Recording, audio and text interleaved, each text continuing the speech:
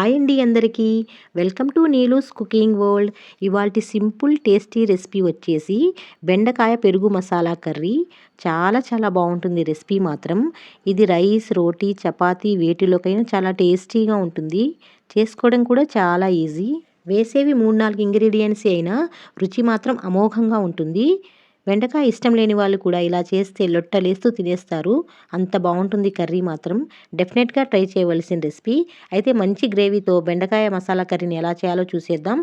ఇక్కడ నేను ముందుగా లేతగా ఉండే బెండకాయల్ని ఒక 1/2 కిలో వరకు తీసుకొని చక్కగా 2-3 సార్లు వాటర్లో కడిగి నీట్గా తుడుచుకొని బెండకాయల్ని మొదలు చివర ఇలా కట్ చేసుకోవాలండి. కట్ చేసి మధ్యకి కట్ చేసుకొని మధ్యకి ఇలా ఘాటు పెట్టుకోవాలి.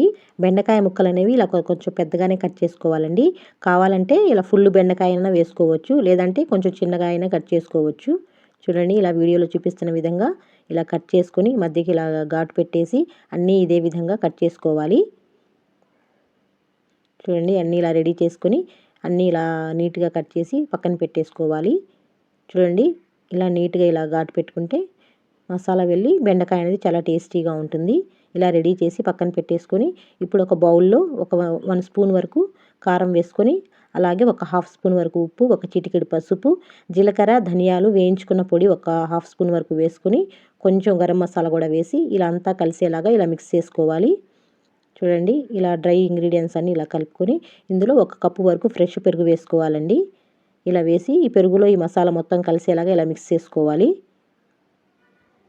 చూడండి, ఇలా చక్కగా ఇంట్లో పెరుగులో తొలకలేం లేకుండా, గడ్డలేం లేకుండా ఇలా మొత్తం కలిసేలా ఇలా మిక్స్ చేసుకొని రెడీగా పక్కన పెట్టేసుకోవాలి. ఇప్పుడు ఒక ప్యాన్లో 1 టేబుల్ స్పూన్ వరకు ఆయిల్ వేసుకొని ఇలా కట్ చేసి పెట్టుకున్న బెండకాయలన్నీ వేసి ఈ బెండకాయ ముక్కలకి ఆయిల్ మొత్తం పట్టేలాగా ఇలా అంతా కలిసేలా మిక్స్ చేసుకోవాలి. చూడండి, ఇలా బెండకాయల ముక్కలు కొద్దిగా ఫ్రై అయిన తర్వాత ఇందులో బెండకాయలకు సరిపడా ఒక 1/2 స్పూన్ వరకు సాల్ట్ వేసుకొని, అలాగే కొద్దిగా పసుపు, ఒక 1/2 స్పూన్ వరకు కారం వేసి ఈ బెండకాయ ముక్కలకి ఈ మసాలా మొత్తం పట్టేలాగా ఇలా మిక్స్ చేసుకోవాలండి.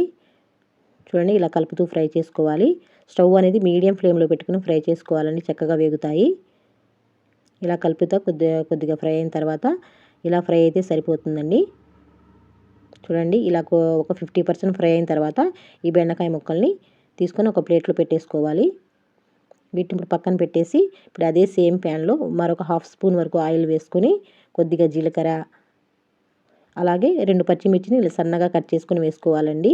అలాగే ఒక 4-5 వెల్లుల్లిపాయ రెబ్బలను కూడా పొట్టు తీసి ఇలా సన్నగా తరిగి వేసుకోవచ్చు, లేదంటే కొద్దిగా దంచైనా వేసుకోవచ్చు. ఇప్పుడు ఇందులో ఒక 2 రెమ్మల కరివేపాకు, 2 ఉల్లిపాయలు ఇలా సన్నగా తరిగి వేసుకోవాలి. ఈ ఉల్లిపాయలు అనేవి కొద్దిగా ఎక్కువ వేసుకుంటేనే గ్రేవీ అనేది చక్కగా వస్తుందండి.